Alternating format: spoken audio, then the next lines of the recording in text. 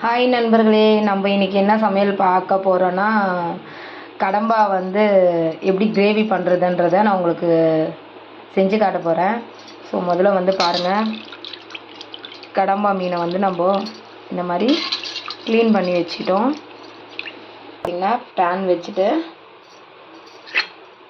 Pan நல்லா காஞ்சிட்டு இருக்கு. எண்ணெய் கொஞ்சமாக ஆட் பண்ணிக்கலாம்.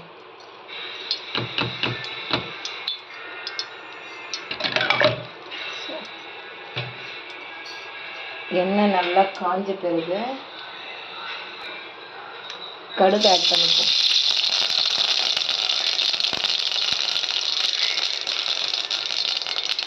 கடுகு நல்லா பொரிஞ்ச என்ன பண்ண போகிறேன்னா வெங்காயம் ஆட் பண்ண போகிறேன்.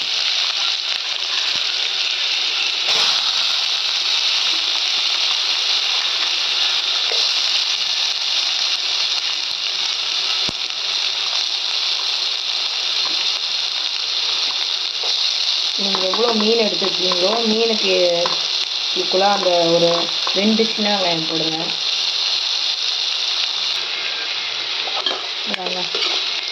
வெங்காயம் போட்டு நல்லா வதக்கிட்டு 2 சின்ன வெங்காயம் போட்டிங்கன்னா நல்லாயிருக்கும். அதனால தான் 2 சின்ன வெங்காயம் போடுங்கன்னு சொன்னேன்.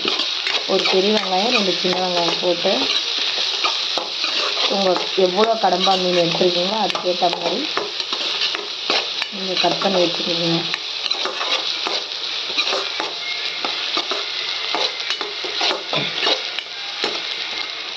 வெங்காயம் வந்து நம்மளுக்கு சீக்கிரம் வதங்கணுன்னா கொஞ்சோண்டு சால்ட்டு போட்டோன்னா சீக்கிரம் வதங்கிடும்.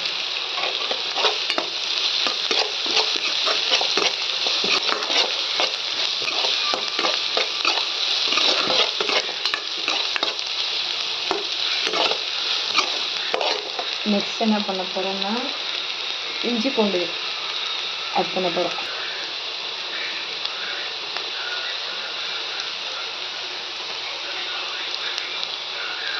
இஞ்சி பூண்டு வந்து கொஞ்சமாக சேர்த்து ஆட் பண்ணுறோம்.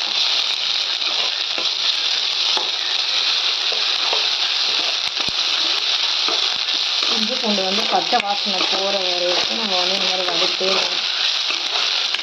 நல்லா ரெட்டிஷாக வந்து அதுக்கப்புறம் நம்ம என்ன ஆட் பண்ண போகிறோம்னா தக்காளி ஆட் பண்ண போகிறோம்.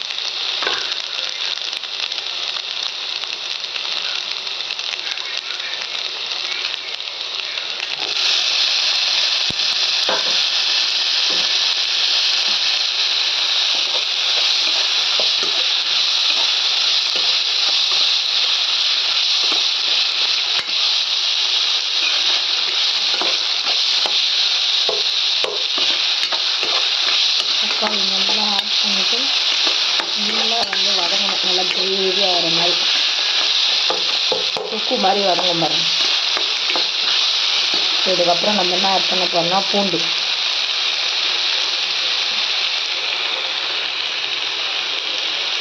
ஏன் இவ்வளோ பூண்டு எடுத்துக்கலாம்? பூண்டு வந்து நமக்கு உடம்புக்கு ரொம்ப நல்லது. பூண்டு அதிகமாக எல்லா சமையலுமே வந்து நம்ம பூண்டு வந்து சேர்த்தோம்னா ஸோ நம்மளுடைய ஹெல்த்துக்கு ரொம்ப நல்லது பூண்டு.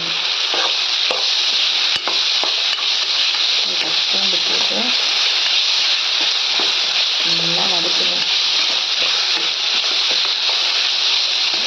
இதுக்கு என்ன பண்ண போகிறோம்னா கருவேப்பிலை ஆட் பண்ண போகிறேன்.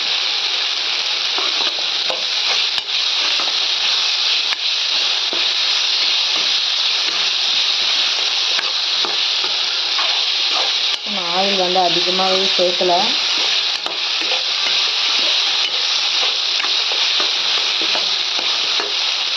நல்லா நல்லா வதக்கி வச்சுருங்க. இங்கே பாருங்கள், நம்ம வந்து கடம்பா வந்து நல்லா க்ளீன் பண்ணிவிட்டு நல்லா கழுவி சுத்தமாக வச்சுருக்கோம். இதுவும் வந்து நல்லா வதங்கிடுச்சு. நல்லா கொக்கு மாதிரி கிரேவியாக எடுத்து பாருங்கள். இப்போ என்ன பண்ண போகிறோன்னா இந்த கடம்பாவை வந்து நம்ம ஆட் பண்ண போகிறோம்.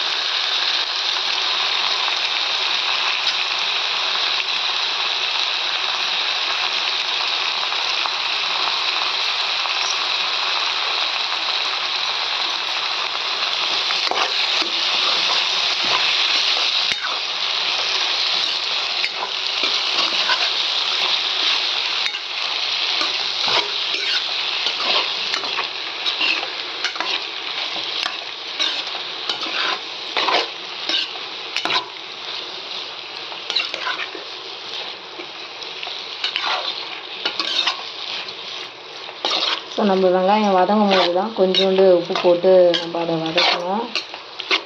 இதுக்கு இப்போ தேவையான உப்பு வந்து நம்ம போடணும்ல. இது மாதிரி நல்லா கிளறி விட்டுக்கலாம்.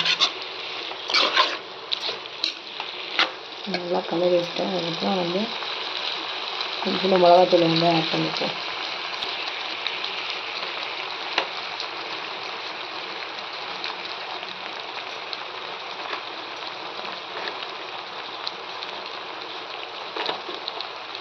ஒரு 2 ஸ்பூன் வந்து மிளகாத்தூள் வந்து நம்ம ஆட் பண்ணிப்போம்.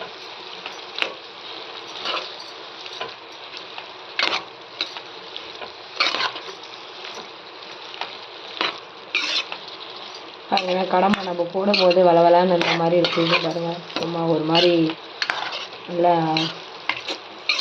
கெட்டியாக வந்துருக்கு பாருங்கள்.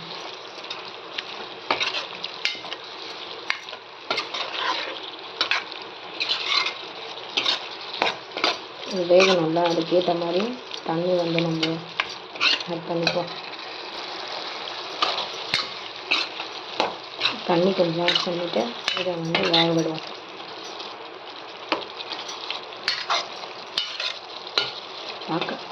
பார்க்கவே ரொம்ப கலர்ஃபுல்லாக இருக்குல்ல.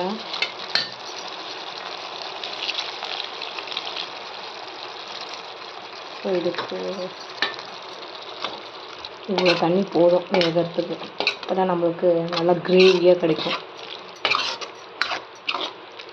ஸோ ரசத்துக்கு சூப்பராக இருக்கும். பக்கத்தில் ரசமும் ரெடி ஆகிட்டுருக்கு.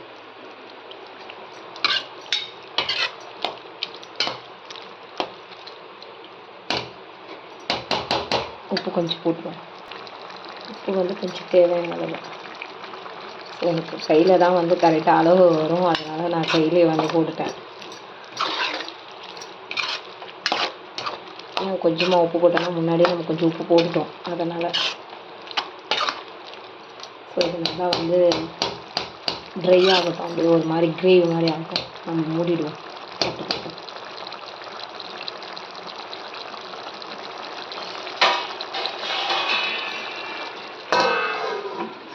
அப்புறமா ஒரு 10 நிமிஷம் கழிச்சு வந்து பார்ப்போம்.